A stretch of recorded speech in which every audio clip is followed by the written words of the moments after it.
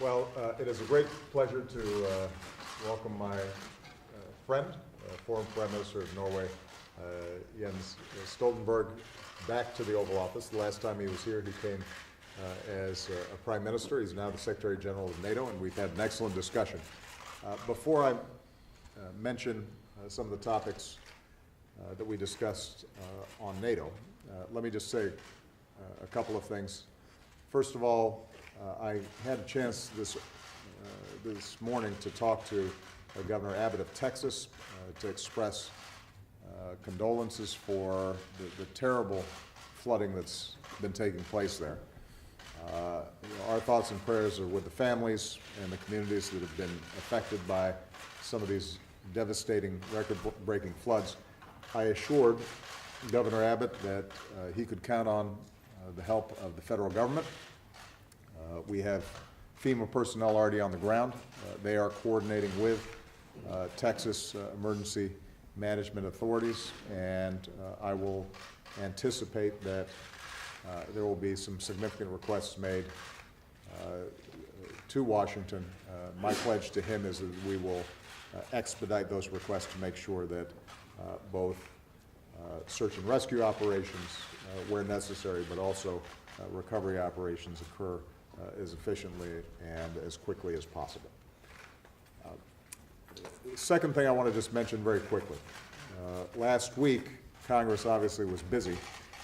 It left town without finishing necessary work on FISA and some of the reforms that are necessary to the Patriot Act. I said over a year ago that it was important for us to properly balance our needs for security with civil liberties. And this administration engaged on a bipartisan, bicameral basis, talking to Republicans and Democrats about how we could preserve necessary authorities but provide the public greater assurance that those authorities were not being abused.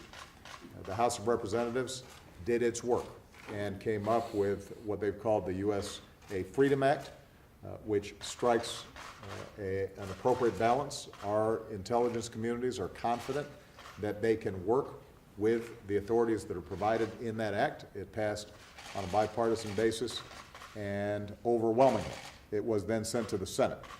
The Senate did not act, and the problem we have now is that those authorities run out at midnight on Sunday.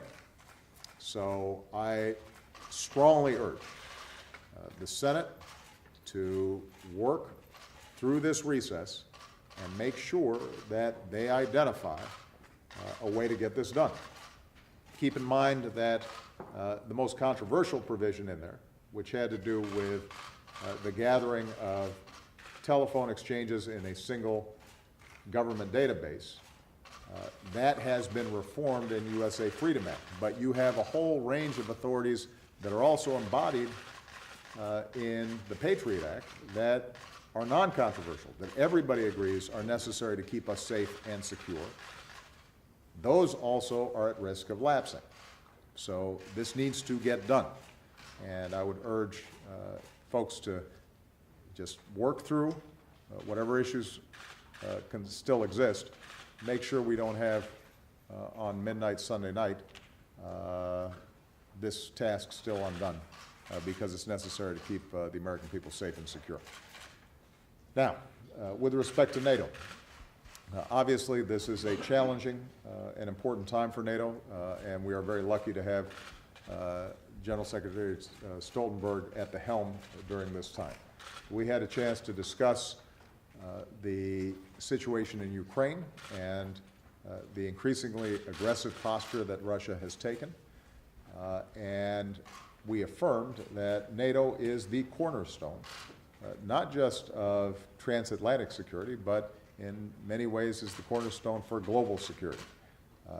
In Wales, we were able to not only affirm the intentions of the alliance to uphold its Article 5 obligations, but we also put in place a whole host of measures to reassure frontline states and to put in place what we call the Readiness Action Plan.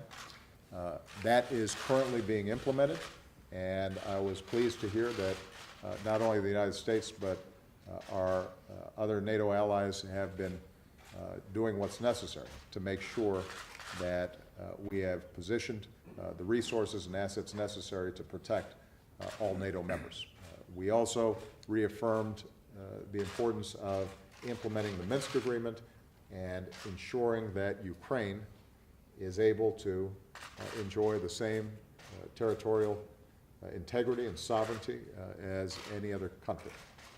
And we'll continue to support Ukraine through the NATO-Ukraine partnership that predates the crisis that occurred both in Crimea and now in eastern Ukraine. We also had an opportunity to discuss the fact that NATO is involved not just in the fault line of east and west that has traditionally been NATO's concern. NATO is necessarily recognizing a whole range of global challenges, particularly on what we've called its southern front. And we are working closely with NATO allies to make sure that we are partnering with other countries to address issues of counterterrorism, making sure that we continue to coordinate effectively in the fight against ISIL, because all 28 NATO members are members of the coalition to support the Iraqi government against the ISIL fight, to address the challenges that exist in Libya, right across from the Mediterranean. And obviously, there's great concern among a number of NATO members about the spillover effects of a chaotic situation there. That means increased defense capacity building with other countries like Iraq or GCC countries that are interested in working with us, as well as the African Union. It also means that we have to think about whether we are deploying and arranging our assets effectively to meet that threat. And finally, we had a chance to discuss not only how NATO is positioned, but also making sure that we finish the job with respect to Afghanistan. And when we meet in Warsaw later this year, we'll have an opportunity to assess how we will continue to support the Afghan National Security Forces now that we have transitioned out of our combat mission to make sure that they can do the job, that they can secure and protect their own country. That will require resources, training, and assistance from not only the United States, but also from all NATO countries. And I'm very gratified that the General Secretary, I think, has made this an important focus of the work that's to be done. So we have a busy agenda. There are many challenges. The one thing that we know is that NATO is going to be a central component of us being able to meet those challenges. As the strongest alliance in the history of the world, we need to make sure that each member country is properly resourcing and committing to the NATO missions that have been set forth. That's the only way that we're going to maintain the kind of collective self-defense that has been the hallmark of peace and prosperity for many, many decades now. So, Jens. Thank you. It's great to be back in the White House and to meet with the President of the United States, Barack Obama. And Barack, it's great to meet you again, also because I feel that we have very much developed a common understanding of that the alliance is facing a new security environment. And I would like to start to thank you for everything that you personally have done to show leadership in a time where we really need U.S. leadership. And also the initiative you took, the European Reassurance Initiative, which you launched a year ago, and which has been of great importance when it comes to U.S. presence in Europe. And the U.S. military presence in Europe is key to provide reassurance to all allies. And I have traveled around in Alliance, and all the places I have gone, I have met U.S. servicemen and women. And the message they send is the same, that America stands with Europe. Europe and America stand together. and NATO will defend and protect all allies against any threat. This is even more important because we are facing new threats, new challenges, coming both from the east and from the south. And as you stated, or as you said, we are adapting, we are responding, we are increasing the readiness and the preparedness of our forces.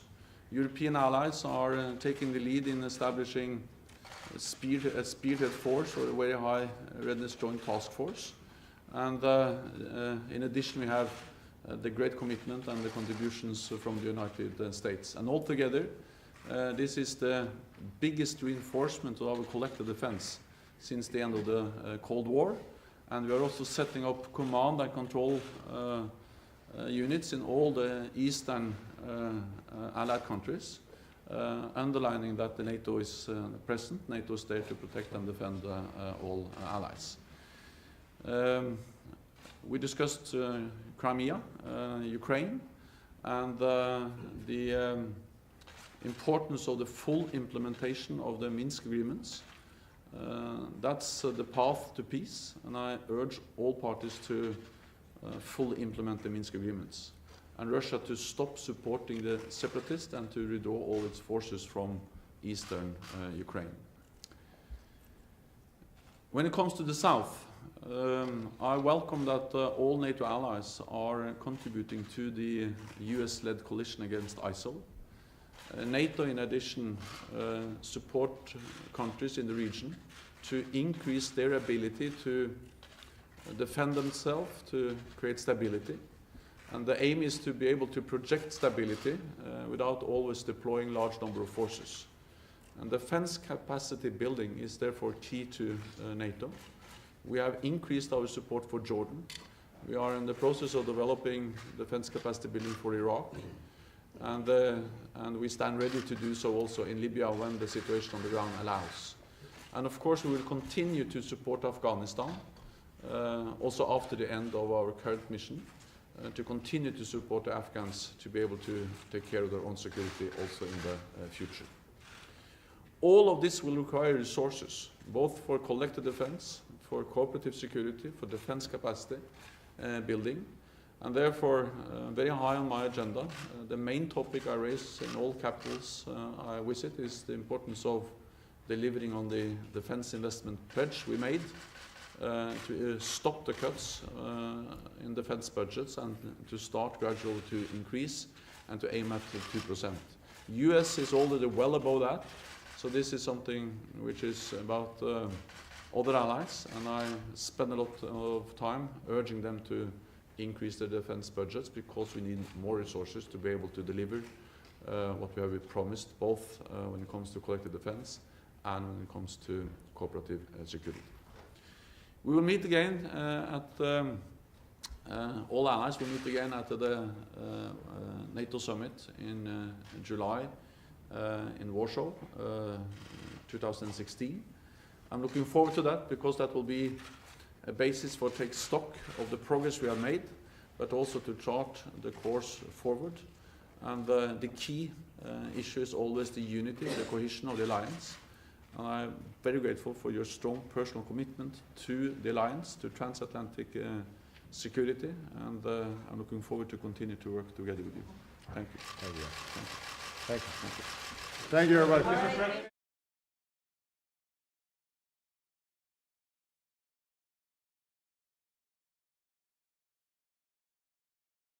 FEMA personnel already on the ground. They are coordinating with Texas emergency management authorities, and I will anticipate that there will be some significant requests made to Washington. My pledge to him is that we will expedite those. Some of the topics that we discussed on NATO. Let me just say a couple of things. First of all, I had a chance this morning to talk to Governor Abbott of Texas to express condolences for the terrible request to make sure that both search and rescue operations, where necessary, but also recovery operations occur as efficiently and as quickly as possible. Second thing I want to just mention very quickly. Last week, Congress obviously was busy. Well, it is a great pleasure to welcome my friend, former Prime Minister of Norway, Jens Stoltenberg, back to the Oval Office. The last time he was here, he came as a Prime Minister. He's now the Secretary-General of NATO, and we've had an excellent discussion. Before I mention flooding that's been taking place there, our thoughts and prayers are with the families and the communities that have been affected by some of these devastating, record-breaking floods. I assured Governor Abbott that he could count on the help of the federal government. We have